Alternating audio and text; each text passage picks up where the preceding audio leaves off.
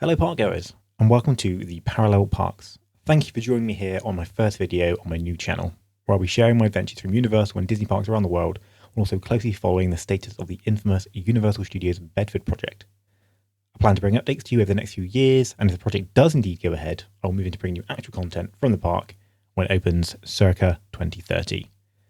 So without further ado, let's hop into today's video, an overview of the Universal Studios Bedford timeline to date.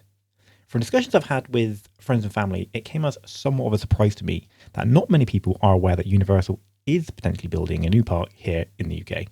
So I wanted to compile some key events to bring people up to speed if they are just discovering the project for the first time. Starting off, it was back in December 2023 when Universal Destinations and Experiences first shared the news that it had purchased a 476-acre plot of land just south of Bedford with the intent of exploring the possibility of a new theme park. However, they made it relatively clear that the project was not greenlit at this time. The site was chosen due to its relative central location within the UK, close proximity to London and its transport hubs, both air and railway. Then, from December 2023 to early April 2024, Universal would spend several months discussing the feasibility of the project and carrying out the necessary due diligence to position themselves to move the proposal forward. This includes analysing the site further, engaging with local and national stakeholders regarding the suitability of the site and the impact of the project on the local area and community. Then, on April 5th, they announced they were holding a 28-day period of public engagement running through to May 3rd. This would allow members and businesses within the local community to give their feedback and thoughts on the project.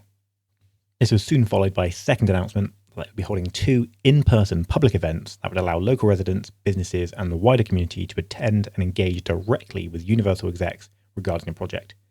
These were held on Saturday the 13th of April and Tuesday the 16th of April at Kimberley College in Stuartby and Bedford College respectively. Now, here are some quick facts about the project. Universal forecast that the park will create 8,000 new jobs once operational, and there will be a peak of 5,000 jobs for the construction workforce. They'll initially focus on local recruitment to support the area. They have intent to celebrate the local landscape and Bedford's own history by incorporating them into the park themes. As well as the theme park itself, a potential Universal City Walk and hotels are being considered per documentation they have published. Additionally, they are also considering conferencing facilities, exhibition spaces, sport areas, and much more.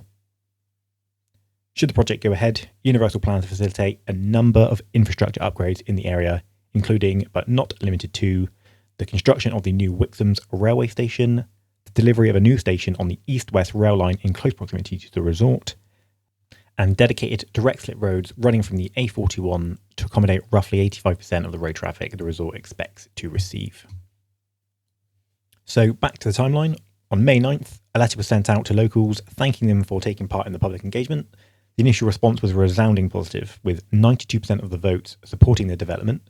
4% voted that they don't know, and the other 4% saying no to the project. This was from a pool of over 6,000 responses.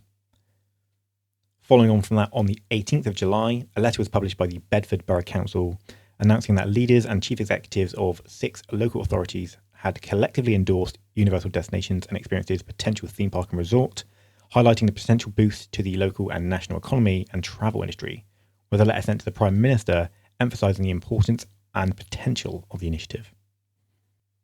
Then around September 2024, or potentially earlier, Universal purchased several properties on the project land with the intent of demolishing them if the project were to go ahead. These are located on Manor Road, right near the centre of the project.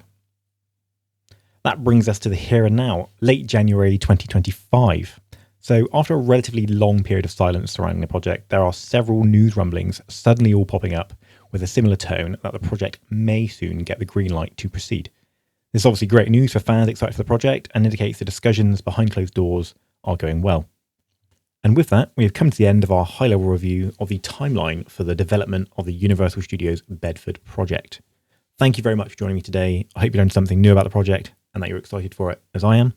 If you did enjoy it, please consider dropping a like on this video and leaving a comment below to let me know your thoughts on Universal UK. And if you loved it, please consider hitting the subscribe button for future updates on all things Universal Bedford and other park news. I'll catch you in the next one.